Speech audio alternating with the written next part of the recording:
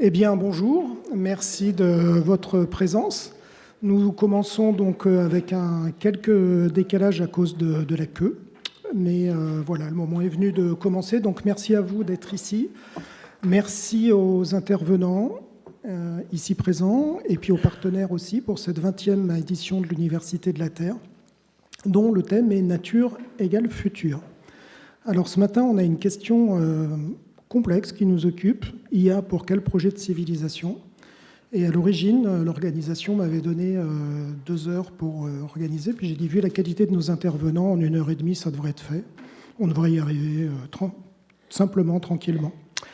Plus sérieusement, cette question, pour quel projet de civilisation, donc l'IA, nécessite de poser un cadre et de comprendre, de vous expliquer en fait comment on a posé ce sujet, quel angle on a choisi. D'abord, le premier point, c'est que pour le cerveau, il faut nommer les choses. Et quand on parle d'IA, qui est un mot valise, il y a une difficulté à nommer les choses. Ça, c'est vraiment un point qui est fondamental. Parce que l'IA et le numérique ont quelque chose d'extraordinaire, c'est la notion d'être hyper, c'est-à-dire au sens du mot grec, c'est-à-dire qu'à la fois c'est au-dessus, ça nous dépasse, et à la fois c'est très intense, c'est intensif. Et donc quand on parle d'IA et de numérique, en fait c'est la première fois dans l'histoire d'une humanité qu'on a une externalisation à ce point, notamment de la cognition. Donc comment faire face à cette nouveauté pour nos cerveaux et dans le cadre notamment d'une discussion autour d'un projet de civilisation qui est un concept qu'on ne manipule pas forcément tous les jours naturellement. Donc en plus de ça, on a une actualité qui nous rattrape, sachant que cette question, donc on l'a posée il y a de nombreux mois, il y a à peu près 1 an, et qu'aujourd'hui, faire le lien entre IA et projet de civilisation, c'est quelque chose je dirais, qui s'impose à nous, tant on voit que l'utilisation de ces outils peut amener des choix, notamment en termes on peut dire, de gestion de la donnée à des fins donc, de force, de négation de la connaissance. Donc comment on peut arriver à gérer ça ? Ça, ce sont des faits, pas des opinions. Et donc la question des choix nous est imposée et des chemins sont possibles. Et donc, dans le cadre de l'Université de la Terre, c'est une des missions de l'Université de la Terre, c'est prendre du recul par rapport au sujet et de voir finalement que plusieurs chemins sont possibles et qu'on n'a pas à se faire imposer un narratif sur une utilisation de l'IA d'origine plutôt libertarienne, comme on peut le voir maintenant, mais qu'il y a d'autres possibilités. Donc ce sujet, on a décidé de le traiter en 3 temps. Le premier, c'est une précision sur les termes pour les raisons que j'ai indiquées. Le deuxième, c'est quelles sont les caractéristiques essentielles de l'IA, puisqu'en fait, l'IA, on a des annonces quasi quotidiennes. Et l'idée, c'est vraiment d'en retirer les points essentiels qui font que ça impacte en fait un projet de ça peut impacter un projet de civilisation. Et dans un troisième temps, quels projets de civilisation sont imaginables. Et donc pour cela, donc nous sommes 4 intervenants. Nous avons 4 intervenants que je vais présenter maintenant par ordre alphabétique. Donc Olivier Alexandre, ici présent, donc vous êtes sociologue et chercheur au CNRS, membre du Centre Internet et Société et enseignant à Sciences Po. Gilles Babinet, donc vous êtes entrepreneur et coprésident du Conseil national du numérique. Laurence de Villers, donc professeure en IA à la Sorbonne Université et chercheuse donc au CNRS. Et Florent Latrive, donc directeur adjoint de l'information à Radio France, en charge du numérique et de l'IA. Donc premier point, et on va commencer par vous, Laurence. Au niveau de l'IA, qu'est-ce que vous en retenez pour pouvoir poser le cadre sur la question d'un projet de civilisation ? Bonjour à tous, merci de cette invitation. L'intelligence artificielle, ce mot valise, comme vous l'avez dit, IA, il est partout en ce moment. Donc je vais préciser quelques points. Premier point, on vous parle de l'IA générale ou de la super-intelligence des machines, etc. Donc revenons à quelque chose d'un peu rationnel. L'intelligence artificielle, qu'est-ce que fait l'intelligence artificielle ? Elle amalgame d'énormes corpus de données. Elle est capable d'aller chercher des signaux faibles, c'est-à-dire des signaux que nous ne voyons pas, nous humains, dans ces données, et qui sont répétitives. C'est ce qui se passe pour les radios, cancer du sein. C'est pour ça que ces machines ont une puissance que nous n'avons pas. Tout ça grâce à des algorithmes, des mathématiques, des statistiques. Donc, l'intelligence artificielle, c'est puissant, c'est utile pour nous, pour la santé, pour la science, et ça fait des choses inhumaines. Okay ? Donc j'en ai assez d'entendre, moi, le parallèle avec l'humain. Ça nous prédit des proportions de possibles, et nous devons apprendre à l'utiliser, okay ? Sans en avoir peur. L'intelligence artificielle, quand vous questionnez ChatGPT, par exemple, qui est un agent IA, il va vous répondre ce qui est le plus probable, avec une partie aléatoire également, en fonction de son corpus. Donc c'est tout sauf neutre. C'est ni intelligent, ni conscient, ni émotionnel, ni rien de tout ça. Par contre, je vais vous poser la question, vous, quand vous l'utilisez, vous êtes poli avec cette machine ? Ben oui, c'est mieux, parce que même si c'est de la mathématique fondamentale, ça travaille sur nos données. Donc c'est tout sauf neutre. En fonction des données qui sont dedans, il y aura un impact. Ça sera la valeur morale mélangée de tous les textes, par exemple, dans le ChatGPT qui sont produits. Donc retenez ceci, c'est un fousi-tout de textes, ou un puzzle, si vous préférez, généré par un outil automatique. Et mes étudiants, quand je leur demande « Qu'est-ce que vous faites avec ça ?», ils me disent « Je leur demande des conseils. » Ah ouais. Et pour certains, c'est un psy. Donc j'ai écrit un livre qui s'appelle « L'IA Ange ou démon » pour débusquer cela. L'agent IA, c'est ni un psy, ni un copain, ni un collègue, c'est rien de tout cela. C'est une machine algorithmique qui vous permet de générer une solution. Et pour certains cas, c'est extrêmement utile. Le deuxième point, c'est que nous, humains, lorsque nous prenons des décisions, on les prend peut-être avec un choix fort peu probable, complètement différent de la machine, mais un point de vue moral, ce que n'a pas la machine non plus. Donc, le paradoxe, c'est qu'on cherche à faire ces IA les plus proches de l'humain, en essayant d'aligner. On n'y arrivera pas avec les LLM. Vous pouvez me poser toutes les questions de technologie que vous voulez sur ces modèles génératifs. On n'y arrivera pas, on n'arrivera pas à aligner totalement à l'humain, mais on va aller très proche de la façon dont nous nous comportons. Et là, il y a un leurre, et il faut débusquer ce leurre. Donc, retenez cela, ces deux points. L'IAG, c'est extrêmement utile pour beaucoup de choses. En même temps, il y a un leurre si on considère que cette machine a des intentions, des émotions et qu'elle a une autonomie réelle. C'est un algorithme. Merci. Merci Laurence. Messieurs, qui veut prendre la parole ? Bonjour à toutes et à tous. Alors, merci à Laurence de commencer par clarifier d'un point de vue technique ce que c'est l'intelligence artificielle. L'intelligence artificielle, ça fait partie de ces catégories qu'on appelle, nous, en sociologie, on a une expression pour ça, on appelle ça des mots frontières. Et les mots frontières, c'est des mots qu'on utilise pour qualifier des choses dont on ne connaît pas vraiment le sens, et en même temps qui lient des personnes extrêmement différentes, qui ont un niveau de connaissance extrêmement différent. Et c'est exactement ce que fait l'intelligence artificielle. Alors, bien sûr, c'est un concept qui est très décevant. Parce que c'est très flou, on peut le manipuler, il fait peur, ou il est excitant, ça dépend de quel bord vous vous situez. Et en même temps, il s'inscrit dans une longue histoire de l'informatique qui n'a cessé de procéder ainsi. C'est-à-dire d'utiliser des mots empruntés à un autre univers pour qualifier ou désigner des objets qui lui appartiennent. Regardez l'intelligence artificielle, regardez la mémoire en informatique, regardez la souris, regardez les icônes. Voilà, c'est ce qu'on appelle en logique des zeugmas, c'est-à-dire qu'on va qualifier un objet nouveau à partir d'un objet ancien. Et ça, je veux dire, c'est à double face. Hein.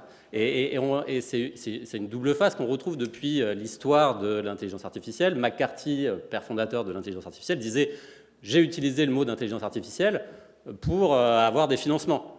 Voilà, quand il essaie de financer son séminaire de Dartmouth, qui est une espèce de scène fondatrice dans tous les sens du terme, et qui va introduire d'une certaine façon le ver dans le fruit, parce que ça va devenir du coup à la fois une technique relativement complexe et retirée de l'œil de l'utilisateur, et en même temps un support de projection qui va permettre tous les fantasmes et toutes les peurs, et on est vraiment dans cette situation actuelle, à la fois On retire du regard une technologie qui est extrêmement complexe, parce que là, Laurence a surtout parlé des modèles, mais il y a toute la machinerie qui va derrière, les super calculateurs, les data centers, toute l'activité extractive qui permet à l'IA de fonctionner. Et de l'autre côté, on donne des usages qui ont l'air parfaitement lisses et dont on connaît très peu de choses sur l'histoire.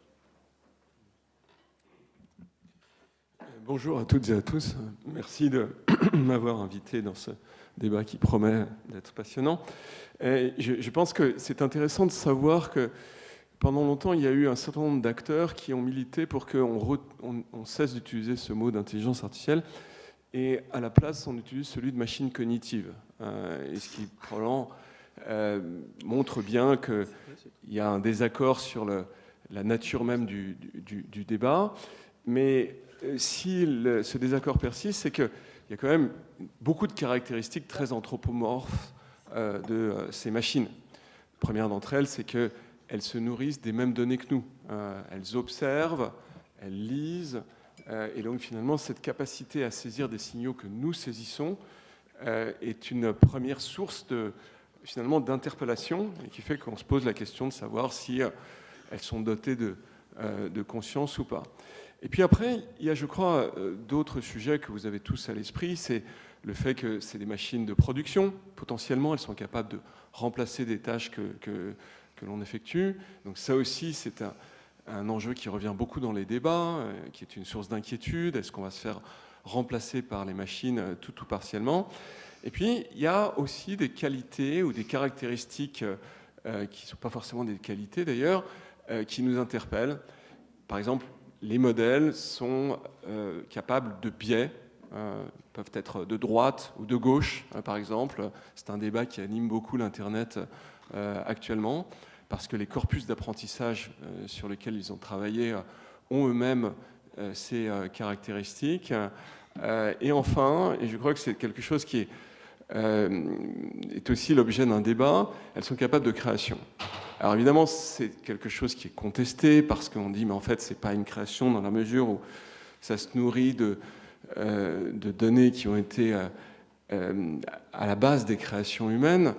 Mais néanmoins, et je crois que c'est aujourd'hui un débat qui est de plus en plus, je dirais, tranché.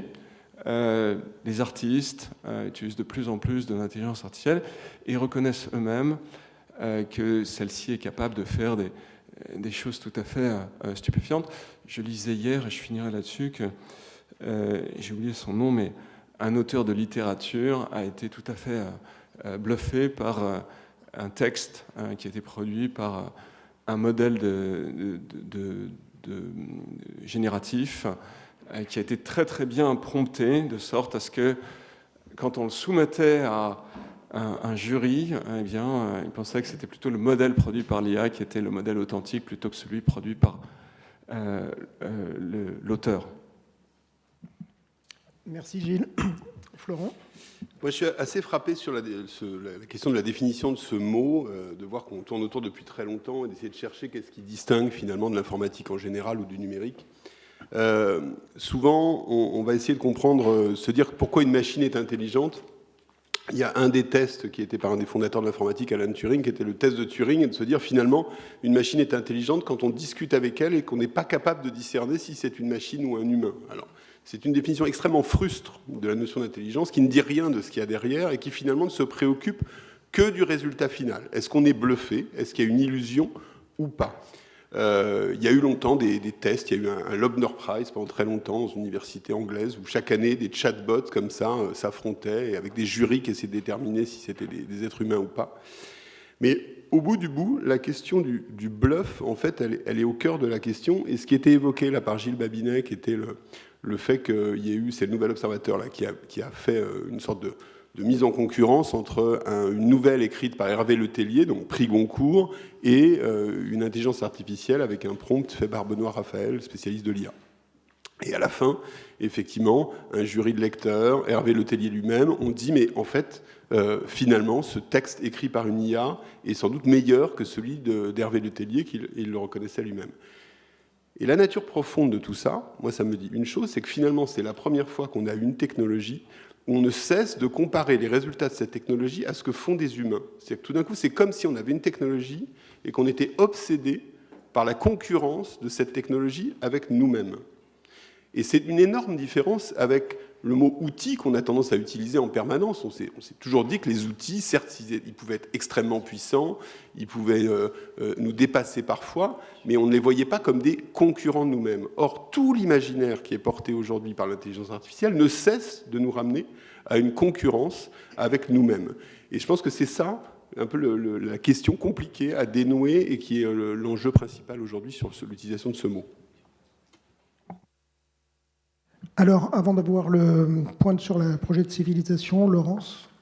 Oui, sur la concurrence, il y a quelque chose d'assez fascinant. J'avais rencontré donc un jeune Chinois qui a entraîné AlphaGo. Vous vous rappelez, AlphaGo, c'était ce logiciel qui a battu des champions de Go. Okay, le Go, pour toute l'Asie, c'est un très haut niveau de jeu, de stratégie, etc. Or, c'est fondé sur l'idée qu'il y a une multitude de possibles, mais pour une machine, c'est beaucoup plus facile que pour un être humain.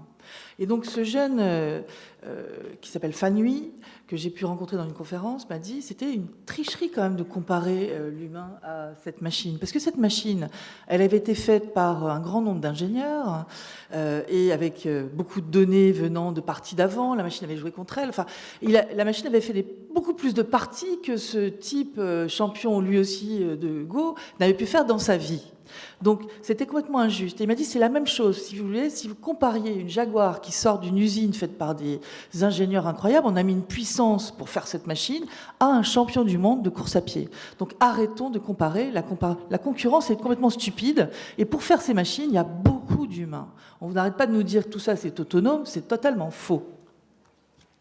Alors, même si c'est effectivement pas autonome dans l'entraînement, après dans la production, et un peu à l'image de l'exemple qui a été cité pour la production de romans, en fait, c'est de quoi on se contente. Donc là, on va juste passer la parole peut-être à Olivier Alexandre. On va vous passer la parole, Olivier, pour passer maintenant au point du projet de civilisation. Si vous pouvez nous le dire en 1 minute 30, bien sûr. Bien sûr, bien sûr. La question de la civilisation, elle est terrible. Là, Jérôme, c'est vraiment un cadeau empoisonné que vous me faites. Et en plus, on est à l'UNESCO, donc c'est vraiment une mise en abîme parfaite. Alors, à chaque fois qu'on fait de l'histoire intellectuelle, c'est important de voir qu'un terme n'est jamais seul. Hein. Il est accompagné généralement par une opposition. Et c'est particulièrement vrai pour la civilisation. Si on regarde l'histoire de ce terme, alors il y a plusieurs étapes. Il y a 50 ans, il y a 100 ans, il y a 200 ans, au XIIIe siècle, au moment où on met en place les universités, et où revient le terme où arrive le terme de civil, civilité, civilisation, civilisé. C'est toujours, comme je le disais, un jeu d'opposition. Alors, il y aurait les civils, les citoyens contre les non-citoyens. Il y aurait la civilisation contre les barbares. Il y aurait au XVIIIe siècle les gens qui maîtrisent la culture, la civilisation et qui ont le devoir, qui auraient le devoir moral de civiliser le monde, ce qui a bien sûr autorisé à toutes les atrocités et toute la sauvagerie qu'on connaît. Et puis plus tard encore, des grandes puissances qui ont considéré que leur valeur était supérieure et pouvaient justifier toutes les formes de violence et d'impérialisme. Et ces fantômes de l'histoire dont on croyait être débarrassés particulièrement en Europe, particulièrement grâce au travail d'institutions comme l'UNESCO, particulièrement grâce au travail d'un certain nombre de personnes qui se sont fait des professionnels de l'universalité, ce fantôme-là revient aujourd'hui à nos portes, là où on pensait qu'il ne serait jamais, aux États-Unis, avec Elon Musk qui a dit il y a quelques semaines qu'il était absolument essentiel de sauver la civilisation avant de l'enchaîner par un salut nazi. Alors, comment le prendre ce geste-là et son lien avec les technologies? et son lien avec l'intelligence artificielle. Alors moi, je ne l'ai pas dit, je suis sociologue, je suis spécialiste de la Silicon Valley, j'y ai passé pas mal de temps, je les ai beaucoup enquêtés. J'ai même failli me faire écraser une fois par Peter Thiel, donc c'est dire que je suis vraiment intime avec eux. Et par ailleurs, je fais des enquêtes avec un certain nombre de collègues, on regarde ce qui se passe dans le monde, donc aux États-Unis, dans la Silicon Valley, mais aussi en France, mais aussi en Russie et dans d'autres pays.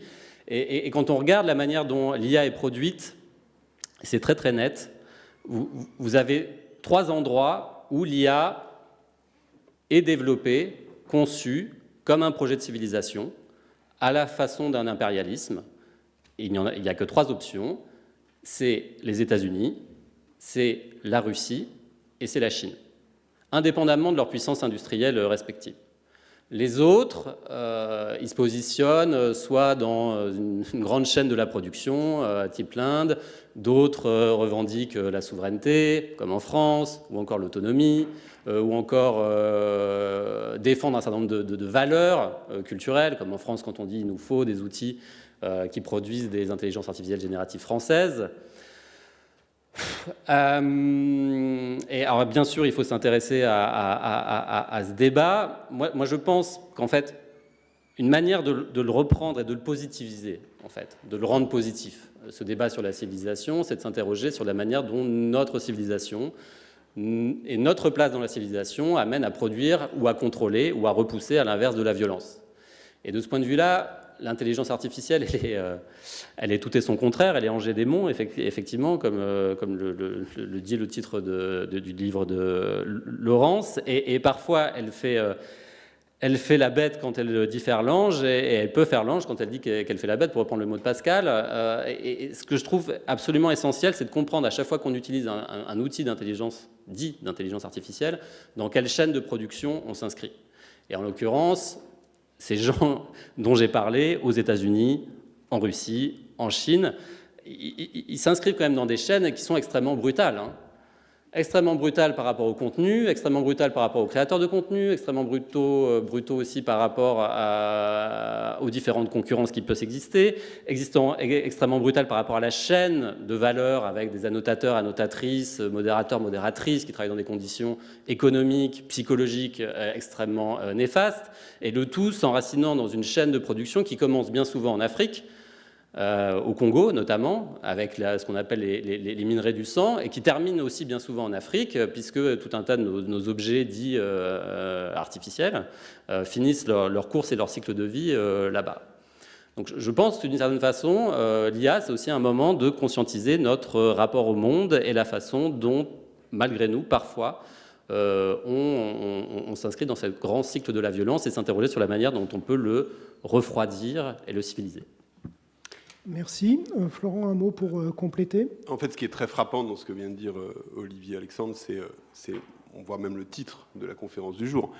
Il est à l'envers. C'est pas intelligence artificielle, quel projet de civilisation, c'est quelle civilisation, quel projet d'intelligence artificielle. Et aujourd'hui, on le voit très nettement dans les 2 grands projets qui se font face, qui sont d'un côté le projet chinois notamment, c'est-à-dire l'IA pour la surveillance, la mise en coupe réglée de toute une société, donc s'appuyant notamment sur les technologies de reconnaissance faciale, de crédit social et de contrôle d'une population à grande échelle.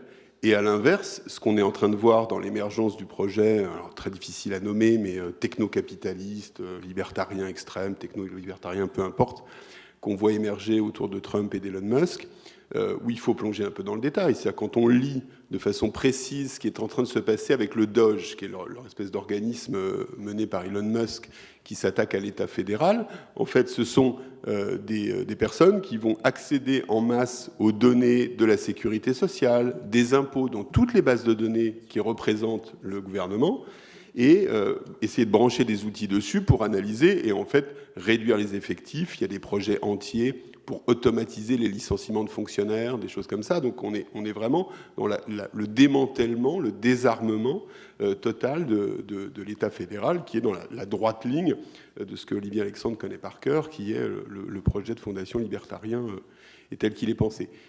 Donc ces deux projets, en fait, ils partent d'un regard sur le monde, c'est-à-dire c'est un regard chinois de contrôle des populations, d'effacement de l'individu, et à l'inverse, le projet complètement miroir, exacerbé des libertariens américains. Et dans les deux cas, les technologies d'IA sont mises au service de ces visions du monde, de ces projets de civilisation. L'IA sert d'accélérateur. Mais en face, la question n'est pas tellement qu'est-ce qu'on va faire de l'IA nous au milieu, c'est déjà d'avoir un projet de civilisation. Pour prendre la simple Europe, on voit bien à quel point on est dans un moment où on a même du mal à se mettre d'accord sur une définition de la démocratie. Il y a au cœur de l'Union européenne des pays comme la Hongrie qui ont des problèmes, qui n'ont pas le même rapport à la démocratie que le reste. On voit bien qu'il y a de la montée des populismes et de l'extrême droite. Sur la question environnementale et écologiste, on parle à chaque fois d'un projet humaniste, écologiste, mais on voit très bien que toutes les régulations environnementales sont en train d'être, si ce n'est mises à bas, au moins largement édulcoré, et que là aussi, il n'y a pas du tout d'entente et de projet commun. Donc tout ça aligné fait que sans projet de civilisation clair, évidemment, il n'y a pas d'intelligence artificielle qui peut être mise au service de ça. Et je pense qu'on en est exactement à ce point-là. Et en fait, la question, il ne faut pas la renverser. Et c'est toujours le cas d'ailleurs avec les technologies. C'est qu'on renverse toujours la donne, comme si c'est la technologie qui crée la civilisation. Il y a évidemment un dialogue entre technologie et civilisation en permanence, mais il ne faut pas le mettre à l'envers. Il n'y a pas une chaîne causale d'un sens vers l'autre. Merci Florent. Et donc en fait, on peut lire aussi le titre « Intelligence artificielle pour quel projet de civilisation ?» Et en fait, c'est vraiment dans cet esprit-là qu'on l'avait créé. Gilles, un mot rapide. Je trouve le point de vue de Florent très intéressant. Effectivement, c'est intéressant d'observer qu'on a en fait deux modèles. On a un modèle qui procède de l'État, c'est le modèle chinois ou le modèle russe, ce modèle autoritariste. Et on comprend qu'ils aient tout de suite perçu le potentiel de cette technologie pour le contrôle.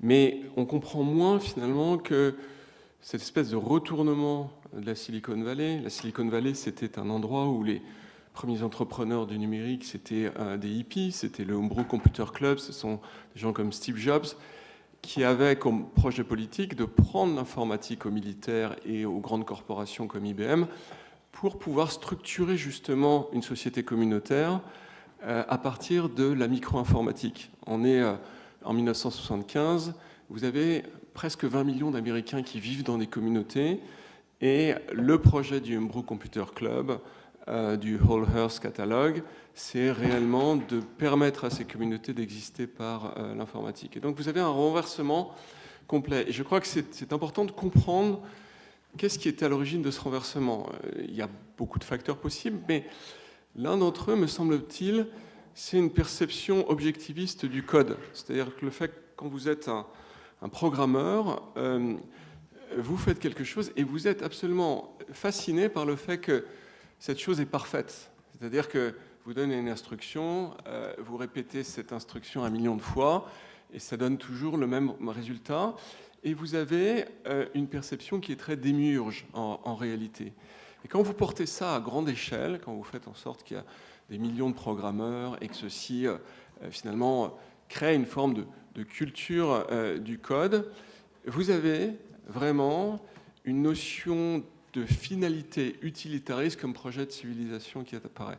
Moi, je suis très frappé, lorsque je vais dans la Silicon Valley, de voir que la fin en soi, c'est une forme d'utilitarisme et qu'on ne questionne pas, finalement, c'est la vocation de cet utilitarisme. Et quand vous extrapolez ça, vous arrivez à dire, mais en fait, finalement, nous sommes une forme d'élite, on a un projet qui est extrêmement cohérent, on va résoudre les grands enjeux de l'humanité, tous ceux que l'on peut imaginer.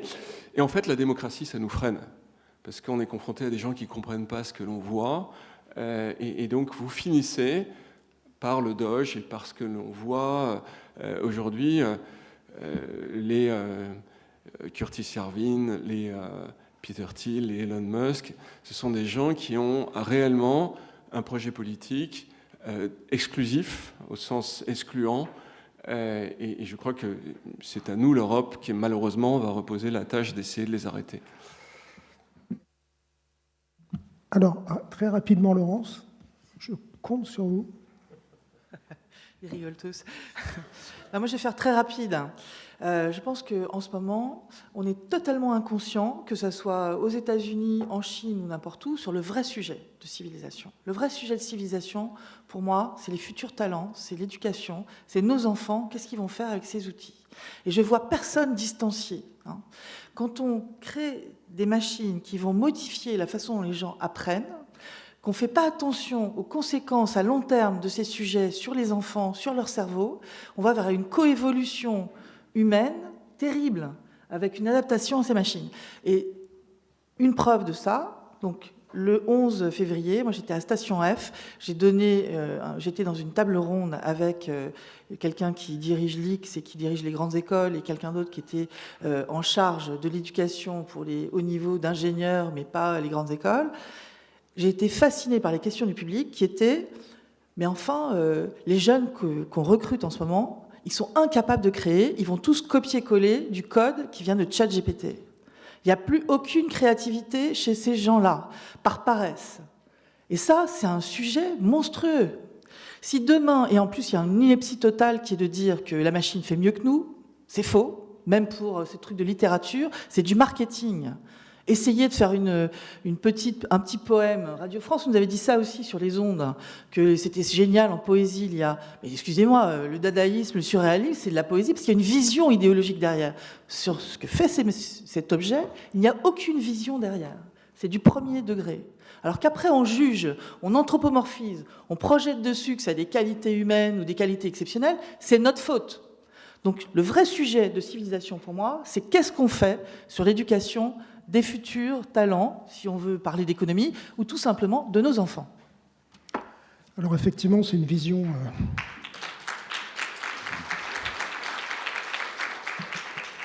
Donc au-delà des visions qu'on peut avoir chacun, c'est bien de prendre du recul aussi par rapport en fait à ce que permet l'intelligence artificielle et qui, avec elle, autorise de faire des choses qu'on ne pourrait pas faire sans. Donc, à ce moment du débat, je souhaiterais que vous regardiez donc du côté de ces caractéristiques. Quelles sont les caractéristiques fondamentales de l'intelligence artificielle qui peuvent impacter le projet de civilisation, comme par exemple le droit à l'oubli. Je ne citerai que lui, mais avec de l'IA, on n'a plus, et du numérique et la généralisation du numérique, le droit à l'oubli n'existe plus. Or, pourtant, c'est ce qui nous a constitués en tant que civilisation jusqu'à présent. Donc, si vous pouvez, donc la parole, Gilles.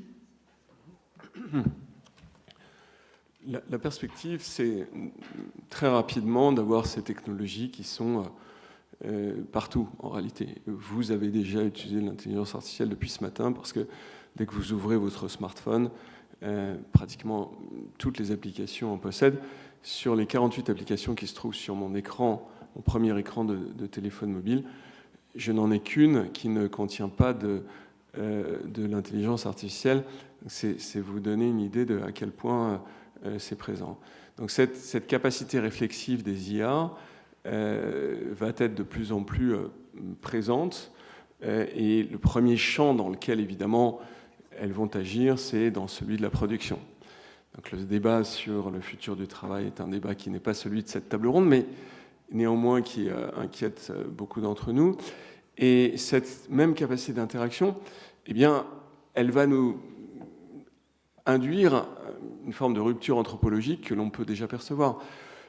Et je suis fasciné d'observer, par exemple, que mon papa, qui est un vieux monsieur de 93 ans, a une mémoire que je n'ai pas, capable de réciter des poésies par cœur, ce que je ne sais pas faire, parce qu'il a vécu dans un monde où, finalement, la production de contenu coûtait beaucoup plus cher qu'aujourd'hui, et finalement, ce rapport à la mémoire était différent, de même que connaît mieux probablement cette table de multiplication que je ne le fais, parce que je me sers d'une machine à calculer, comme vous le faites également.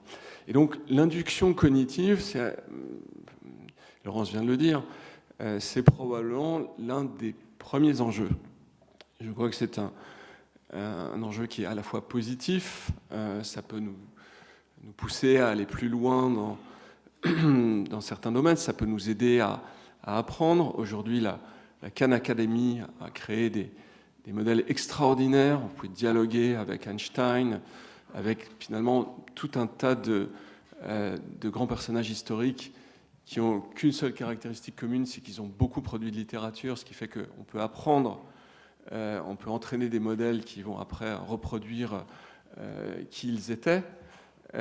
Donc ça, c'est pour les aspects positifs. Puis pour les aspects qui sont un peu plus inquiétants, il y a évidemment les enjeux de captation de l'attention et qui sont un enjeu premier. Alors où est-ce qu'on en est à cet égard ? On est à 7h15. 7h15, c'est le temps que vous passez sur des écrans. En tout cas, c'est le temps que l'on passe sur des écrans aux États-Unis par jour. C'est une augmentation qui commence à partir des 1980. 1981, Ronald Reagan arrive au pouvoir, il libéralise la télévision. On passe de 14 chaînes aux États-Unis à 200 chaînes en l'espace de 5 ans. Et on voit le temps d'écran qui se met à exploser. Et puis l'arrivée de l'intelligence artificielle, vous la remarquez principalement dans 2 applications. Facebook, le vieux Facebook que l'on connaît, qui a réussi à finalement très rapidement introduire l'intelligence artificielle pour sélectionner les sujets qui vont apparaître sur votre mur. Et TikTok, c'est la même chose, sauf que ce sont des séquences de 14 secondes. Et donc vous créez beaucoup plus de data en feedback vers l'algorithme, qui capte beaucoup plus rapidement ce qui vous intéresse et qui va créer ce qu'on appelle de la stickiness avec une efficacité beaucoup plus importante. Donc il y a une mercantilisation de l'attention qui devient première et qui est un sujet de préoccupation premier. Quelques chiffres, la dépression adolescente aux États-Unis a triplé depuis 2012, voilà. Les jeunes femmes qui disent avoir consulté Internet pour savoir comment se suicider, le chiffre a également triplé. Les enjeux de troubles psychiques ont explosé, de même que l'obésité. J'observe que, étant en vacances avec des adolescents l'été dernier, un truc qui m'a absolument stupéfait, c'est qu'il y avait une dizaine d'adolescents dans la maison où j'étais, et juste après le repas, il y avait un silence total. Là où normalement on est en train de gonfler les canaux pneumatiques et de se poser la question de savoir ce qu'on allait faire de l'après-midi, tout le monde était sur son smartphone. Et donc évidemment c'est un sujet qui peut être un petit peu préoccupant, sachant que la capacité des modèles de machine learning d'accroître cette dynamique, elle est absolument sans fin. Absolument sans fin. Et donc je conclus, mais je pense que la question va se poser assez rapidement de savoir finalement si le projet libéral qui consiste à mettre du sucre partout, pourquoi je mets du sucre ? Parce que c'est la matière qui provoque la réaction la plus rapide en production de dopamine. Donc vous mangez du sucre, c'est comme la cocaïne d'ailleurs, c'est très efficace. Mais les écrans, c'est à peu près pareil. C'est à peu près la même chose, c'est-à-dire que vous appuyez sur le bon bouton et ça produit de la dopamine immédiatement. Et donc c'est finalement un projet de civilisation qui est basé sur le marché, c'est-à-dire la récompense la plus immédiate possible pour pouvoir créer finalement une mercantilisation de votre attention. Est-ce qu'on va dépasser ça ? C'est difficile de le faire parce que c'est en train de se cristalliser sur la notion de liberté. Les Américains vous expliquent que quand vous créez des régulations, je finis là-dessus, vous vous opposez à la liberté, donc c'est la liberté du commerce en réalité. Et les Européens commencent à dire ok, mais si c'est une liberté qui détruit, on a le droit quand même d'interroger la nature de cette liberté. Merci Gilles. Florent, pour compléter, et je me permets au niveau des intervenants, donc sur les caractéristiques, donc là on le voit bien avec vous Gilles sur la partie attention, de lier aussi la notion de projet de civilisation et surtout dans une optique de vers quoi on pourrait aller finalement de positif, de ne pas voir que l'aspect négatif. C'est important aussi de donner les contreparties. J'allais parler après du sucre, j'allais parler de brocoli, donc je ne sais pas si c'est positif ou négatif, ça va dépendre de l'approche que vous avez. Je pense qu'une des questions, et Gilles l'a très bien dit, la question de la gratification immédiate est un piège absolu dans ces technologies. Je pense qu'un des enjeux, et notamment pour répondre à l'enjeu civilisationnel et pour les jeunes générations, c'est un enjeu de posture. C'est un enjeu de posture vis-à-vis des technologies. tout ce qu'on a aujourd'hui, et je reviens sur cette affaire tout à l'heure où on parlait du Nouvel Obs qui a mis face à face, dans une espèce de concurrence fausse, un être humain et un écrivain, on est exactement dans des discours propagandistes classiques sur les technologies où on leur donne un statut qu'elles n'ont pas.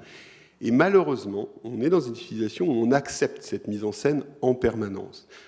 Et ça, c'est pas forcément lié à l'IA. On l'a toujours vu, les débuts d'Internet ont été pleins de fantasmes qui étaient ultra positifs et qui étaient accompagnés aussi par les médias et que, en tant que citoyen, on a tendance à accueillir aussi très positivement. Le problème, c'est que en ayant une posture aussi soumise vis-à-vis des technologies, en attendant d'elles tout, en fait, on refuse de les comprendre. On les laisse dans leur statut de boîte noire absolue. Et il y a un philosophe français, moi, qui m'a toujours fasciné, qui est Gilbert Simondon, qui est très difficile à lire, mais dont l'introduction du mode des objets techniques est limpide et tout le monde devrait la lire, qui rappelait à quel point, quand on accepte qu'une technologie soit une boîte noire, on est soumis à cette technologie. On refuse de la comprendre, on refuse d'analyser ce qu'elle fait et ce qu'elle produit sur nous en regard. Donc il y a un moment, et c'est là qu'on a besoin de manger des brocolis et pas juste de prendre du sucre, c'est qu'il faut aussi se pencher très précisément sur le mode de fonctionnement des objets techniques pour arriver justement à savoir ce qu'on peut faire avec, ce qu'on ne peut pas faire avec. Et dans le cas de l'IA, et notamment de l'IA générative et les chatbots à la ChatGPT qu'on voit, une des incompréhensions que la plupart des gens ont, c'est qu'ils le voient comme une machine avec une immense mémoire, ayant accès à des tas de données. Tout à l'heure a été dit d'ailleurs qu'on allait sans doute perdre le droit à l'oubli. Mais en fait, c'est exactement l'inverse. Ce sont des machines à oublier, ce sont des machines probabilistes, ce sont des machines qui, par construction, créent des erreurs factuelles. Donc, imaginez à quel point, pour un journaliste, d'ailleurs, c'est une perspective qui est glaçante d'imaginer qu'une technologie est en train de prendre une ampleur de cette façon-là et que tout le monde s'en fout, qu'en fait ce soit une machine qui produise des erreurs dans 1% des cas, peut-être demain 0,1% des cas, mais peu importe qu'on réduise le taux d'erreur, il y aura toujours des erreurs. C'est inhérent à la technologie même. Et donc, cet enjeu qu'on a tous d'ouvrir le capot et à un moment de pouvoir s'approprier cette technologie, je pense qu'elle est absolument clé. Et c'est là où on retombe sur la dialectique projet de civilisation et modèle d'intelligence artificielle, c'est qu'aujourd'hui, le modèle dominant, c'est un modèle propriétaire, ultra centralisé, avec des entreprises dont on accepte par confort et par efficacité qu'on leur laisse et on leur concède beaucoup de pouvoir sur le développement, sur les fonctionnalités qu'elles nous donnent. Et en fait, il y a un enjeu, à l'inverse, de se réapproprier par enjeu d'autonomie, je ne dis pas de souveraineté, d'autonomie, d'avoir des outils qui soient des outils plus conviviaux, en fait, au sens où on les maîtrise mieux et ils installent un dialogue avec les gens autour de nous et pas juste un service qui viendrait du ciel et qui nous satisferait. Et donc ça, il y a un enjeu très fort. Et comme souvent, et je vais m'arrêter là parce que c'est un débat en soi, mais ça touche à des questions qui sont liées au régime de propriété, qui souvent, la question du régime de propriété est un très bon marqueur des civilisations. C'est pas pareil une civilisation où la propriété est très concentrée, c'est pas pareil une société où il y a plus de communs, c'est pas pareil, et c'est pas un hasard si deux grands modèles à un moment se sont s'affrontaient sur des questions de régime de propriété qui étaient le capitalisme et le communisme. Merci Florent. Laurence ? Oui, je partage complètement ce point de vue.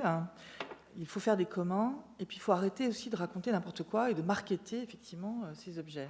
Il y a une petite phrase que j'entends souvent, ces objets vont nous permettre de gagner du temps. Les entreprises font que ça. Et libérer du temps de cerveau. Ben non, ça ne libère pas du temps de cerveau, c'est le sucre qui débarque et on est planté devant des jeux vidéo, etc. Donc attention à ça. Nous, on a fait des tests à la Sorbonne avec les étudiants en leur proposant de faire des choses difficiles pour eux, faciles pour une machine, ou faciles pour eux et difficiles pour une machine, ChatGPT 4, sur des mathématiques, sur de la logique, sur des expressions écrites. Bilan des choses. Ils avaient à le faire sur table, sans aucune machine. Puis, on leur donnait ChatGPT 4 et ils pouvaient reposer les questions. Moi, avec mon âge élevé et ma rationalité, j'aurais été demander à ChatGPT ce à quoi je ne savais pas répondre. Or, ils n'ont pas fait ça. Pour certains, ils ont rechallengé ChatGPT 4 même quand ils avaient une réponse. Et ils ont changé leur réponse. Ils ont douté de leur propre rationalité. Si demain, nous avons des bénis oui-oui devant ces machines, c'est terrible. Deux point, je suis présidente de la Fondation Blaise Pascal, de médiation scientifique en mathématiques et en informatique, avec 2 mathématiciens médaille Fields que vous connaissez, Cédric Villani, Hugo Duménil, et beaucoup d'autres acteurs qui sont professeurs des écoles, professeurs à l'université, chercheurs, et qui essaient de mettre ensemble des capacités de trouver comment on va faire justement pour distancier de ces machines.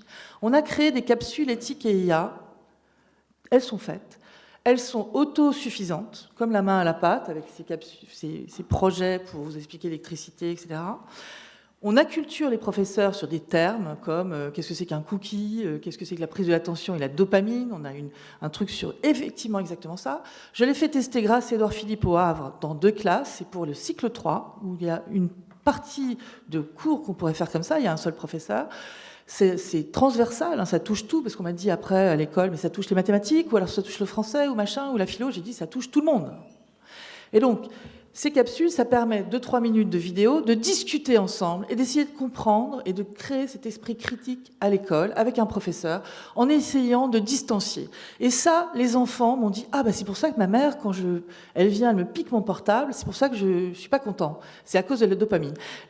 Quand vous leur expliquez les phénomènes à la fois de prise d'attention par les entreprises pour les garder le plus longtemps possible captifs, et que vous leur donnez comment votre corps va réagir, comment votre cerveau va réagir à ça, ça leur donne le moyen de dire « Ok, je comprends la distance ». Ça ne veut pas dire qu'ils vont devenir tous, ils vont plus jouer aux jeux vidéo, etc.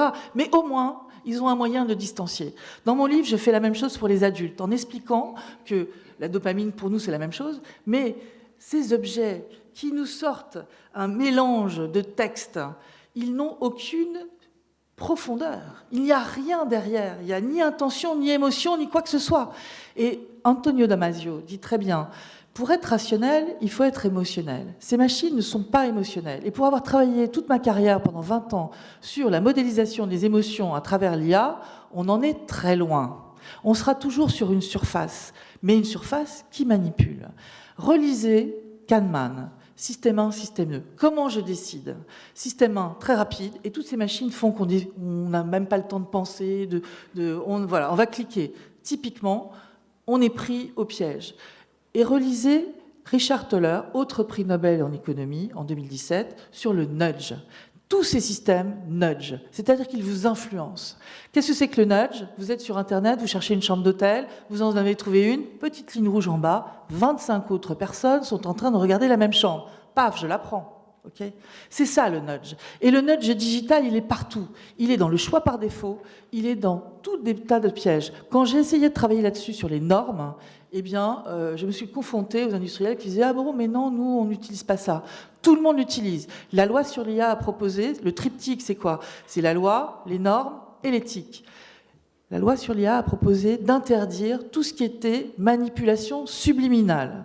Dites-moi comment on fait ça d'un point de vue technologique. On n'en est pas là.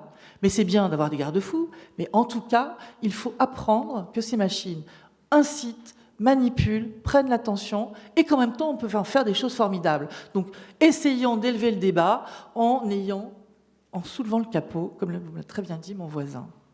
Ça demande un peu d'effort, mais après, on est rassuré, on l'utilise. Et je déteste les gens qui me disent « grâce au prompt, je sais tout faire ». C'est débile.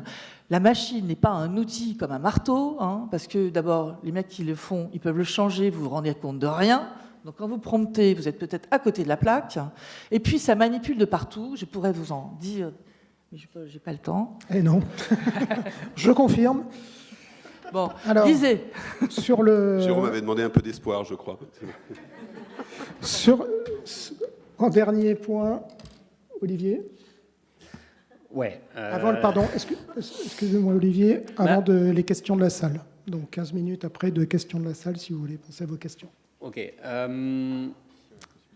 Non, je suis un peu embarrassé parce que, en fait, tout ce dont on a parlé là, on l'a dit quasiment à chaque moment de changement, de bouleversement médiatique, Qu'est-ce qu'on n'a pas dit sur la télévision? Qu'est-ce qu'on n'a pas dit sur la radio? Qu'est-ce qu'on n'a pas dit sur le téléphone? Flaubert, non, je ne répondrai pas à ce valet qui me sonne. Qu'est-ce que Walter Benjamin n'a pas écrit sur la reproduction, qui nous semble relativement anodine aujourd'hui, en disant qu'elle ferait perdre l'aura aux œuvres? Qu'est-ce que n'a pas écrit l'école de Francfort sur le cinéma et la presse? Qu'est-ce que n'a pas dit Baudelaire sur la photographie? Et même Platon nous disait qu'il ne fallait pas lire des gravures parce qu'on allait perdre notre mémoire. Et je ne suis pas du tout en train de dire qu'ils n'avaient pas raison, hein, tous ces gens-là. Je suis en train de dire qu'à chaque fois qu'il y a eu un nouveau média, il y a eu une éducation. Il y a eu une éducation qui a pris plus ou moins de temps à ces médias. Alors, j'entends hein, les métaphores qui sont utilisées, le sucre, la cocaïne. Il me semble qu'il ne nous viendrait pas à l'esprit de laisser sur la table de nos enfants du sucre à volonté ou de la cocaïne à volonté. De la même manière, quand j'ai entendu, comme au moment du sommet sur l'IA, qu'il fallait absolument faire rentrer dans les écoles, même des écoles primaires, des outils d'intelligence artificielle générative. Bon, je ne vais pas vous dire ce que je me suis dit, mais non, je vous laisse à votre libre arbitre, mais je pense effectivement, ce qui me sidère un peu, c'est qu'il nous a fallu 20 ans pour nous apercevoir que les réseaux sociaux, il fallait les prendre avec un certain nombre de distance et de pouvoir les encadrer. Au moment même où on conscientise ça et on l'implémente dans une régulation à l'échelle européenne, on fait exactement le contraire avec l'intelligence artificielle en disant il faut absolument y aller, quoi qu'il en coûte, d'une certaine façon, évangéliser, quoi qu'il en coûte. Bon, effectivement, il faut distancier, mais il faut distancier à la fois sur la table du repas quand on se lève avec nos enfants, mais le faire aussi par rapport à, comme ça a été dit, d'où vient cette histoire d'une certaine façon et quel est le cadre de production. C'est vrai que les grands modèles dominants, les outils dominants aujourd'hui qu'on utilise dans le domaine de l'intelligence artificielle générative, qui n'est pas l'alpha et l'oméga de l'intelligence artificielle, hein, pas du tout, ils viennent de la Silicon Valley, qui ont un certain modèle, une certaine histoire, qui n'est pas juste instrumentale. Hein. C'est-à-dire que le paradoxe avec ces outils-là, c'est qu'en fait, leur clé, ce n'est pas dans le futur, elle est dans le passé. Pour comprendre pourquoi nous courons tous après ces outils-là, il faut revenir dans le passé. Et ce n'est pas juste les hippies, hein, même pas du tout, en fait. C'est-à-dire que la Silicon Valley, par exemple, elle a une histoire qui est plus vieille qu'Hollywood. Elle a une histoire qui a toujours alterné entre deux pôles, deux opposés, la prospérité. Et pour faire de la prospérité, pour avoir de la prospérité, il faut développer des systèmes d'information et arriver à les sophistiquer dans deux directions, étendre les facultés humaines, mais aussi autonomiser ou automatiser les facultés humaines. Donc d'un côté, on peut faire de plus en plus de travail, de l'autre, on remplace du travail. Et puis l'autre pôle, c'est la guerre.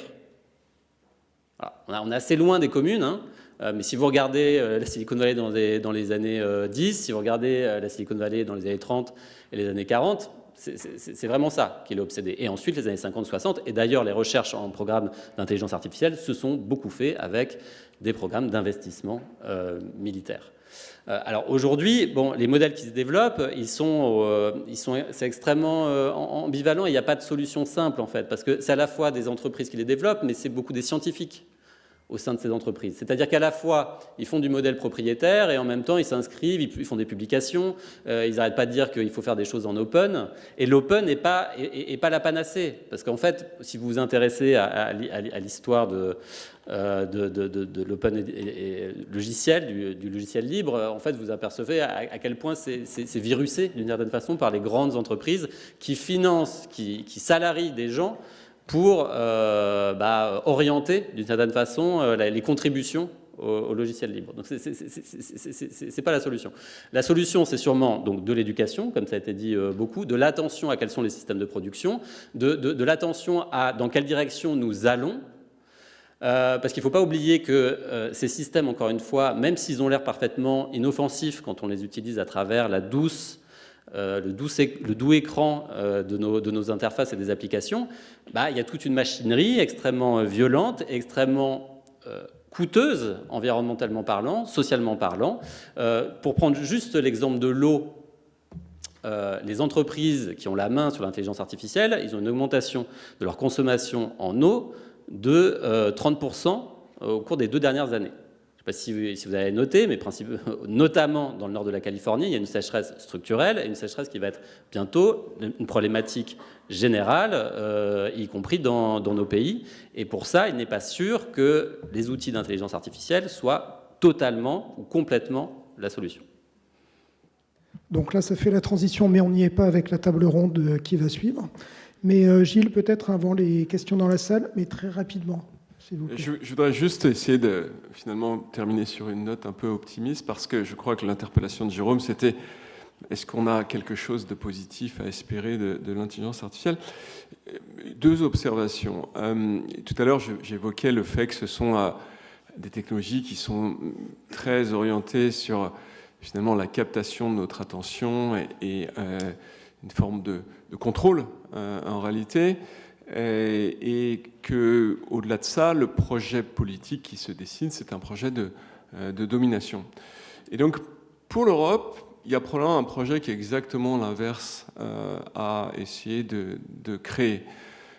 C'est ce que l'on essaie de faire d'ailleurs avec le Conseil national du numérique. On a initié quelque chose qui s'appelle CAFEIA. C'est plutôt que d'avoir une élite qui décide et qui crée des systèmes qui vont être extrêmement en contrôle, c'est de faire en sorte qu'on ait une sorte d'immense forum citoyen et que l'on fasse des choix qui sont différents. Les technologies, elles ont un anima, elles ont une intention. C'est très surprenant d'observer ça, mais je crois que de Ellul à beaucoup d'autres philosophes, c'est un constat qui est aujourd'hui unanime. Mais on peut vraisemblablement donner une inflexion à cet anima. On peut choisir de faire en sorte que ça n'aille pas toujours dans la même direction.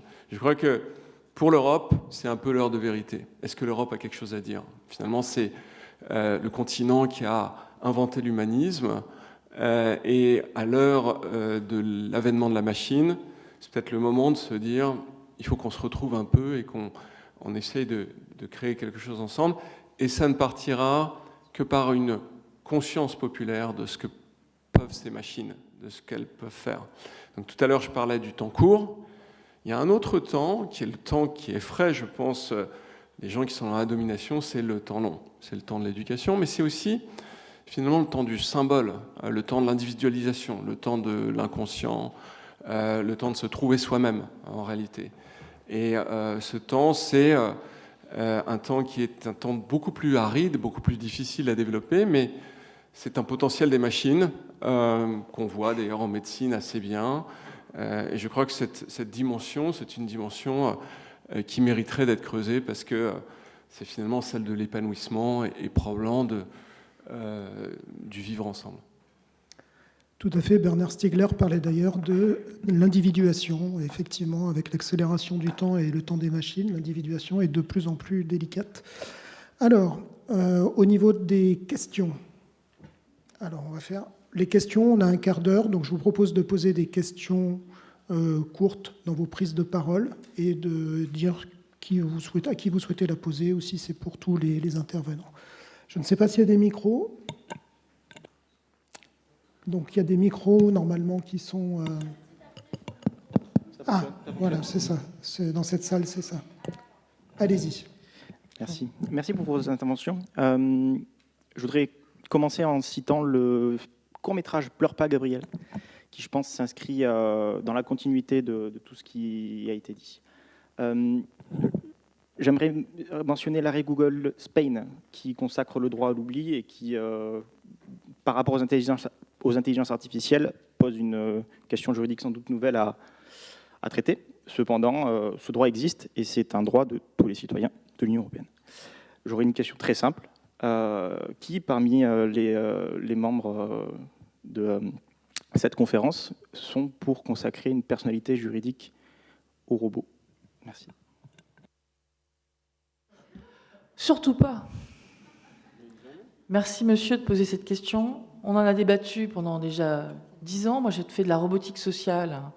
Ce serait la fin de la responsabilité de l'humain face à la machine. On lui laisserait le droit et des devoirs à la machine. C'est une irresponsabilité totale d'imaginer qu'on va faire ça. Les robots ont une personnalité juridique, de facto. Les robots ont une personnalité juridique. La personne ou l'entité qui a programmé le robot est responsable de ce que fait le robot. Donc ils ont une personnalité juridique de facto. Juste pour préciser sur ce débat-là, parce que c'est un débat qui se pose de façon très très concrète, en fait c'est la question de la responsabilité qui se pose, et l'IA générative la repose. Nous, à Radio France, comme dans beaucoup de médias, on expérimente beaucoup sur l'intelligence artificielle, et notamment pour des tâches d'aide à l'édition des pages que vous pouvez voir sur la plateforme Radio France. En fait, on constate que nous, ce qu'on cesse de marteler, c'est que la responsabilité est in fine humaine. C'est celle des journalistes, c'est celle des éditeurs qui, à la fin, appuient sur le bouton « Publier » et mettent en ligne un texte que vous allez lire. Quel que soit le degré d'intervention de l'IA en amont, que ce soit un logiciel de correcteur orthographique simple qui, aujourd'hui, fonctionne tous avec de l'IA, ou que ce soit partiellement de l'aide à l'écriture qui a été relue simplement par un éditeur, dans tous les cas, nous ne cessons de marteler que la responsabilité est humaine à la fin. Et en fait, c'est fondamental. Parce que si à un moment, on a la tentation de se dire, toujours avec cette espèce d'anthropomorphisme un peu bizarroïde, que c'est pas moi, c'est l'IA, ce qu'on a déjà entendu. Il y a des erreurs qui ont été publiées dans des médias et on a vu les gens se défausser en disant « Ah, c'est l'IA ». Enfin, c'est complètement dingue. Donc je pense que ce débat, il est complètement biaisé. Et à la fin, pour le coup, c'est un peu la seule digue qui nous reste, la responsabilité humaine. Oui, alors je ne répondrai pas directement à la question, mais je voulais revenir sur une distinction qui revient très souvent sur ces sujets-là. Ce serait l'idée qu'il y aurait la technique d'un côté et le droit de l'autre, qui me semble vraiment une erreur de perspective absolue. Si vous regardez la manière, par exemple, dont Stanford est organisé, qui est une très vieille université, 1891, elle a été construite autour de 4 pôles. Vous avez le département d'ingénierie d'un côté, le département sciences sociales de l'autre, vous avez la paroisse et vous avez le droit. Et une des premières choses que doit faire un entrepreneur, c'est se trouver un bon avocat. Et la première chose, ou une des choses que font les grandes entreprises, c'est porter un certain nombre de plaidoyers juridiques, de faire du lobbying pour faire passer des textes de droit qui correspondent à leur activité. Et ce qui appelle bien souvent à des batailles juridiques où du coup il faut veiller à la fois au développement des techniques mais aussi au développement du droit et ne pas désespérer face à une excroissance de la technique. On peut toujours réguler la technique de la même façon qu'on a régulé par exemple la bombe atomique. On peut faire la même chose avec un certain nombre d'outils technologiques, même s'il y a des moments de flibusterie assez sauvage, et toute l'histoire d'Hollywood, d'une certaine façon, est une longue histoire de bataille juridique contre des nouvelles technologies qui arrivent, qui essayent de capter de la valeur, et une bataille s'engage pour redistribuer de la valeur auprès des créateurs et créatrices de contenu, sans oublier qu'un des enjeux que ne pointent jamais les nouvelles technologies, c'est la question sociale, c'est-à-dire comment on redistribue équitablement la valeur qui est créée et comment on arrive à vivre en préservant un certain nombre de principes mutualistes qui sont à la base de l'Europe. Merci. Deuxième question. Monsieur ? Est-ce qu'il y a une femme qui veut poser une question pour avoir un peu de parité dans les questions ? Non, allez-y. Alors, si vous voulez, mais sinon, après, il y a suffisamment de temps. Allez-y, posez la vôtre et madame après. Ok.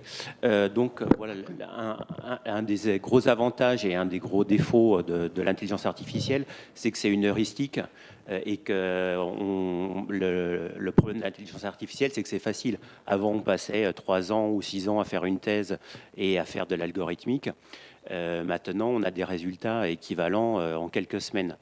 Et est-ce que le problème de ce projet de civilisation de l'intelligence artificielle, c'est pas aussi le problème de notre incapacité à donner du sens à notre monde actuel et à notre civilisation actuelle, de notre incapacité à voir, face à la complexité du monde, à trouver une rationalisation de ce monde, de cette société, alors qu'à côté, on va avoir l'intelligence artificielle qui va nous donner des heuristiques, des réponses simples, mais des réponses simples, faciles, rapides. Merci. Qui veut répondre ? Une seule réponse, par contre, comme ça on va enchaîner les questions.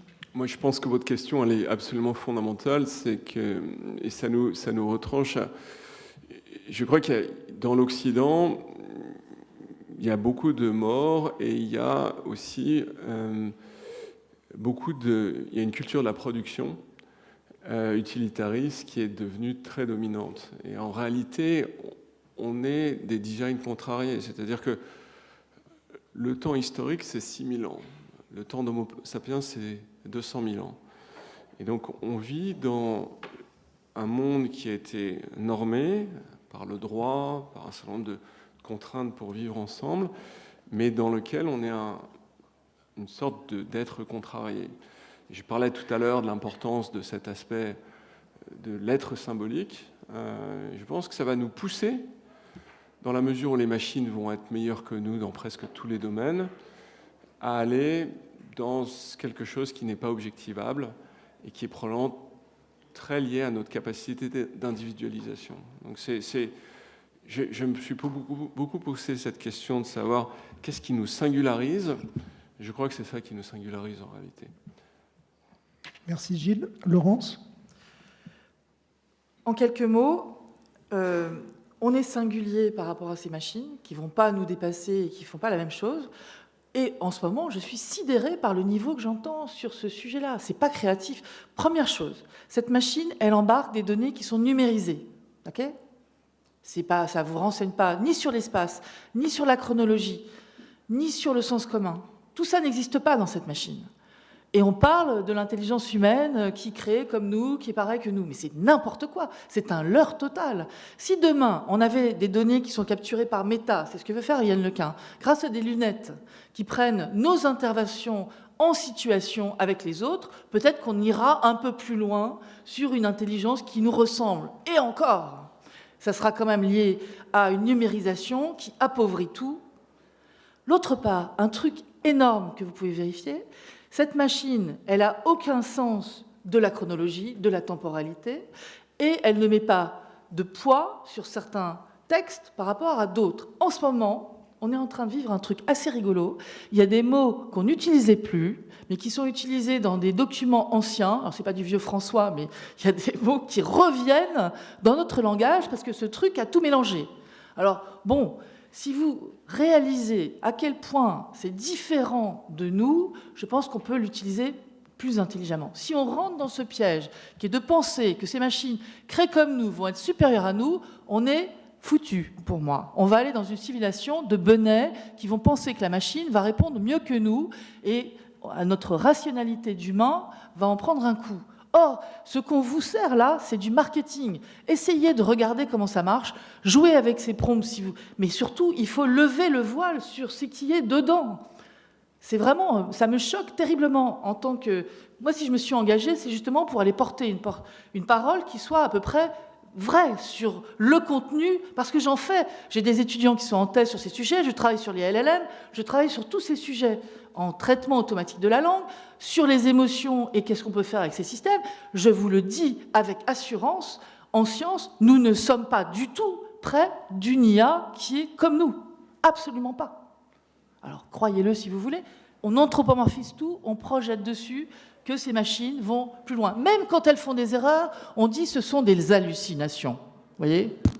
Ça, ce n'est pas de l'ordre de la machine non plus. Ce sont des métaphores commerciales. Merci. Madame, vous aviez levé la main en premier, puis après votre voisine. Qu'est-ce que l'utilisation de l'IA va engendrer sur le plan environnemental dans le futur ? Sur le plan environnemental ? Oui. Mistral AI vient de signer avec des Veolia pour essayer de mieux gérer la dépense d'énergie, la dépense de l'eau, les déchets. On peut trouver des choses intéressantes, mais pas en faisant n'importe quoi, en ayant compris comment ça marche. Quand je requête avec Google, c'est 7 fois moins cher ou 10 fois moins cher que lorsque j'utilise ChatGPT. Or, maintenant, on a des systèmes qui sont ChatGPT, plus à l'intérieur, je fais plusieurs requêtes et je vais utiliser du Google aussi. Okay ?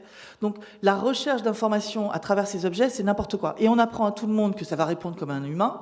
Donc, moi, j'ai des étudiants qui demandent à la machine 4x4. Vous voyez, prenez votre calculatrice, c'est pas la peine de dépenser de l'énergie pour requêter des choses débiles. Donc, je crois qu'à un moment donné, moi, je vais me fâcher parce que... Ça a déjà un peu commencé, mais bon, on s'en était pas rendu compte, donc ça va, tu peux le lancer. Enfin, soyez rationnel dans votre utilisation de ces objets. on dépense de l'énergie pour rien, pour du divertissement, pour des choses inutiles.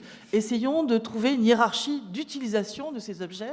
Ils sont plus intéressants, c'est pas plus intelligents que nous, pour des tâches comme la médecine, la santé, et c'est là qu'il faut aller. Là, je vous le dis juste, il y a la table ronde d'après, il y a le coût, entre parenthèses, de trop, point d'interrogation pour la planète. Donc on a pas mal bossé le sujet avec les intervenants, donc c'est des questions qui sont... c'est une question aussi qui est très complexe. Oui, pardon, je veux bien dire un mot quand même. Sur vous êtes tous les quatre, vous voulez dire un mot, donc allez-y. Non, je ne vais pas vous dire un mot, je vais vous raconter une histoire plutôt. Et cette histoire... c'est la manière dont, précisément, des grandes entreprises des nouvelles technologies se sont présentées comme à la fois parfaitement neutres en point de vue carbone et Alphabet avec Google et Amazon et Microsoft ont multiplié les effets d'annonce au cours des 5 dernières années, dont un certain nombre de ces grandes entreprises ont dit aussi qu'elles allaient apporter des solutions en optimisant l'allocation des ressources. Moi, je vais raconter une autre histoire qui est celle des années 1960 et 70, au moment où la Silicon Valley, c'était l'industrie des microprocesseurs. Et ces microprocesseurs, pour être optimisés, ils avaient besoin d'être nettoyés avec un produit qui était extrêmement toxique. Et ce produit extrêmement toxique, il était utilisé par des femmes, principalement, des petites mains, on pourrait dire, de l'industrie informatique, qui l'utilisaient et qui ont pollué leur propre corps, qui ont pollué les nappes phréatiques, qui ont pollué aussi le corps de leurs enfants, avec tout un tas d'enfants qui sont nés mal formés. Et ce à quoi l'industrie de l'informatique, de la Silicon Valley de l'époque, a réagi, en neutralisant la parole, en muselant, en licenciant, en pesant sur les associatifs, les journalistes qui voulaient alerter sur la situation. Et puis ils ont délocalisé des entreprises. Ils ont délocalisé les entreprises de production, ils les ont mis dans des États qui étaient beaucoup moins socialisés, des États qui étaient beaucoup moins médiatisés. Et puis progressivement, ils les ont déplacés dans d'autres pays, à commencer par la Chine, à commencer par Taïwan. Et au moment des China Papers d'Apple, on apprenait que 500 des contractants et sous-traitants sur les 700 avec lesquels contractait Apple étaient basés en Chine, dans des pays ou des zones possiblement où les normes sociales et environnementales étaient beaucoup plus basses. La fable qui consiste à dire que l'industrie du numérique va nous sauver n'est qu'une histoire, et je vous invite à la remettre dans ce grand livre des impostures que nous raconte aussi l'histoire du numérique. Merci Olivier. Florent ? Non, on va peut-être prendre des questions de la salle, je pense que c'est raisonnable. D'accord, mais alors, vous ne vouliez pas intervenir ? Non, mais je proposais qu'on prenne une question de la salle. Ah, d'accord, je n'avais pas compris. Gilles ?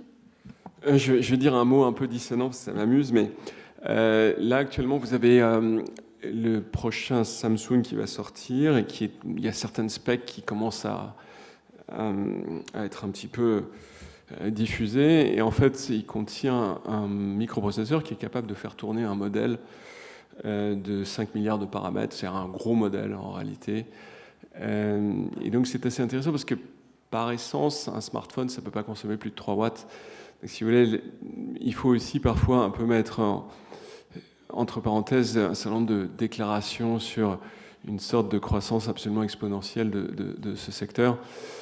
Je suis conscient qu'il y a aujourd'hui beaucoup de projets qui sont qui sont très problématiques, mais la caractéristique du numérique, c'est vraiment d'être extrêmement difficile à prédire au-delà de quelques mois.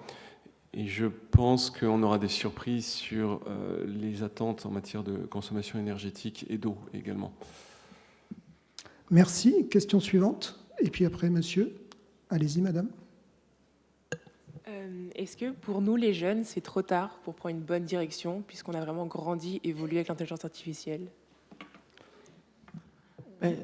Jamais c'est trop tard. C'est quoi cette façon de voir les choses ? C'est une question. Bah oui, c'est jamais trop mais tard. C'est une question. Faut pas engueuler les gens qui posent des questions, Laurence. Bah ouais, quand même, parce que là, sinon, on est mal. Hein. Non, mais il faut mettre votre énergie pour des choses positives, et il n'est jamais trop tard. En ce moment, on est en train de discuter de sujets. Peut-être qu'on laisse entendre qu'il y a une impossibilité de faire autrement, mais c'est pas vrai. C'est pas vrai du tout. Il y a une troisième voie. L'Europe peut porter des choses comme ça. On a des gens qui raisonnent sur ces sujets, qui voient les failles. Il faut s'engouffrer dans cette meilleure compréhension des objets avant de penser juste possible, pas possible. Voilà. Il faut savoir de quoi on parle. Et je pense qu'il y a un effort à faire pour lever le capot, regarder réellement comment c'est fait. En ce moment, pour revenir sur ces histoires de modèles, on est en train de faire des modèles de plus en plus petits. Il y en a plein à 1 milliard. Tout le monde s'est aligné à quelque chose depuis DeepSeek, là, le modèle chinois. On s'aligne à des choses beaucoup moins énormes en se rendant compte que c'est le plus utile. Et le plus utile pour nous, finalement, c'est en vertical, c'est-à-dire sur des sujets particuliers, et pas ce truc qui répond à toutes les questions, parce que de toute façon, il ne sera jamais assez bon. Okay ? Donc, arrêtons avec l'IA générative générale, ou la super intelligence, c'est un leurre total de marketing. Travaillons sur des systèmes en vertical, sur des points particuliers en entreprise, où on va gagner effectivement en accélérant la compréhension, en ayant plus de données pour prendre les bonnes décisions. Donc non, ce n'est pas trop tard. Pardon, il y avait juste une question de cette question. Pour vous donner une réponse, on pourra, après la conférence, on pourra. Mais pour vous donner des éléments de réponse, donc il y a 2 sujets qui sont derrière. C'est la cognition, c'est-à-dire finalement comment on pense, comment fonctionne notre cerveau. Ça, c'est un élément important. Il n'est jamais trop tard pour apprendre. Et la deuxième, qui est assez complexe aussi, enfin le premier n'est pas très complexe, on arrive à un premier niveau à faire ça simplement. Par contre, le deuxième sujet qui est plus complexe, c'est qu'est-ce qu'on entend par IA? Parce que là, on parle d'intelligentisation, on parle de d'IA modèle, donc de LLM, on parle vraiment d'IA spécialisée et autres. Et ça demande de rentrer dans la pratique, et c'est pas encore trop développé, malheureusement, au niveau du grand public. Mais vous avez tout ce qu'il faut pour... c'est le bon moment. Le bon moment, c'est quand vous le faites, et voilà, c'est jamais trop tard, effectivement. Une question, il y avait une question ici, monsieur. Bonjour. Encore 5 minutes. Bonjour, donc du coup, merci encore pour votre intervention. Je voulais revenir aussi au début, donc vous avez parlé justement du terme intelligence artificielle, qui est justement un mot valise que, comme l'avait dit justement monsieur Alexandre, qui est justement fait pour avoir des fonds. Et justement, j'ai l'impression qu'il y a une partie de la société ou des personnes qui apprennent ces outils qui portent beaucoup d'espoir dans ce mot-là. Ils ont l'impression que justement, parce que c'est intelligent, ils se basent sur nous, ils ont l'impression que ça va tout mieux faire à notre place. On a aussi eu, je me souviens, au début de l'IA, des faux débats maintenant sur, par exemple, est-ce que l'IA pourra devenir consciente alors qu'on n'est même pas capable de définir ce que c'est pour un humain. Et finalement, je voulais peut-être faire un tour de table. Est-ce que vous auriez pour vous un mot ou un ensemble de mots que vous aimeriez remplacer l'intelligence artificielle par? Parce que finalement, on s'est rendu compte que c'est pas de l'intelligence, puisque finalement, c'est bêtement déterministe à ceci près de l'aléatoire. Machine cognitive. Imitation. Machine qui imite. Ah, Laurence, on a plusieurs apparemment. Mais moi, je dirais système d'information. Laurence en a toujours plusieurs. Florent? Non, imitation, c'est le bon mot. C'est artefact, en fait. Il y a un truc autour de ça. 1, 2, 3. On n'y arrivera pas. Donc, déjà une. Merci beaucoup. La question que je me pose, c'est quoi l'après-IA, le coup d'après? En fait, quand Elon Musk a une vision de mettre des puces dans le cerveau des humains, est-ce que c'est ça, la super-intelligence? Qui veut répondre en... Olivier, apparemment, est motivé. Ouais. Ce qui est très frappant, je trouve, avec notamment ce qu'on appelle les transhumanistes, mais de manière un peu confuse, en fait, c'est qu'à la fois, ils ont une très très grande croyance dans l'évolution, et en même temps qu'ils n'ont rien compris à l'évolution.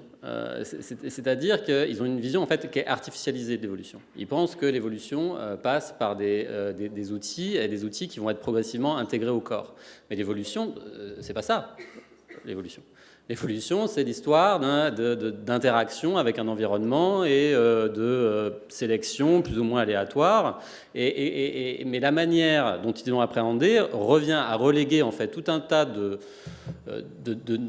facultés qui est lié à notre héritage évolutionnaire dont parlait Gilles sur des centaines de milliers d'années, et qu'on tend malheureusement à considérablement oublier des choses aussi basiques que le fait que l'intelligence soit multiple, que bien sûr il y a la cognition, mais qu'il y a aussi la proprioception, notre rapport à notre environnement, notre rapport à la mémoire, notre rapport à la musique, notre rapport à la couleur, notre rapport à tout un tas de choses qui malheureusement nous amènent à sous-investir plein de domaines et à surinvestir d'autres domaines, à commencer par réduire systématiquement l'intelligence et la cognition, ce qui est vraiment une erreur historique.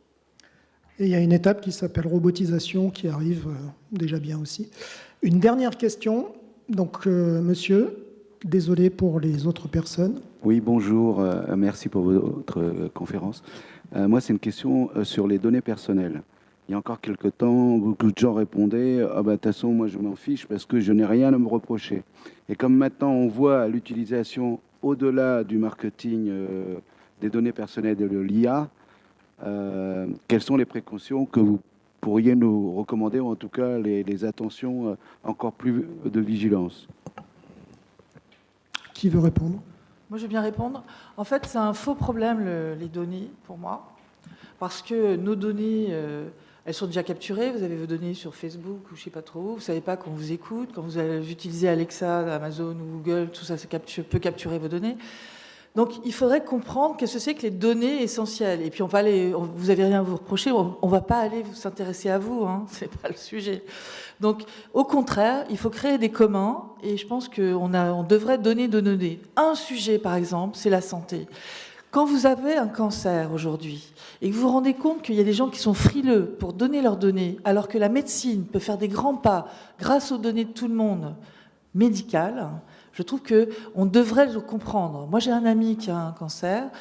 Il ne comprend pas pourquoi est-ce qu'on n'est pas plus collégial, quoi. C'est l'intelligence collective de donner ces données sur des sujets comme cela. Donc, je vous laisse à cette réponse. Plus que la question des données, moi, ce que je trouve vraiment important d'avoir en tête, c'est la question de la transparence. On ne veut pas vivre dans une société de verre, en fait. C'est ça le fondement même. Et de fait, le RGPD, toute législation sur le droit à l'oubli, en fait, vise à ça. Donc je pense qu'il faut se poser la question de cette manière-là. Et c'est vrai qu'il y a un côté décalé, je suis d'accord avec Laurence, à être trop, à se poser la question en permanence de chaque donnée qu'on va laisser, alors qu'il y en a partout qui sont largement publiques. En revanche, la question individuelle et collective d'être capable de se ménager des endroits où nous ne sommes pas transparents, des endroits où nous sommes juste entre humains, des endroits où ce que nous disons n'est pas répété, public, etc. Je pense que c'est absolument clé. Et d'ailleurs, ça résonne avec ce qu'est l'intelligence. L'intelligence, c'est pas quelque chose à ciel ouvert en permanence, c'est aussi un monologue intérieur, c'est aussi des choses qu'on ne veut pas rendre publiques, parce que rendre public, c'est assumer une prise de position, ce qu'on fait là aujourd'hui tous autour de la table. Avant ça, évidemment, il y a une maturation lente. Et ça ne doit pas être transparent. Je pense que c'est ça la clé. Eh bien, merci pour cette prise de parole. Et avant de se quitter, pour respecter l'horaire avec les autres conférences, on avait prévu un mot de la fin par chaque intervenant. Ça dure 1 minute, donc je pense qu'on peut le faire. Non? Pas motivé? Moi, j'ai moins d'1 minute. Voilà. Agir avec raison dans l'incertain, comme le disait Blaise Pascal dans Les Pensées, c'est quelque chose de très actuel. Relisez. Gilles. Je pense, faites un café IA. Olivier. Comme disait Flaubert, les conclusions, j'en fais jamais parce que c'est pour les imbéciles. Voilà. Eh ben, on finira sur ce mot-là. Florent. Ah bah oui, forcément, qu'est-ce que je peux te dire maintenant? Merci Olivier. Ah ben voilà. Eh ben voilà, fallait commencer.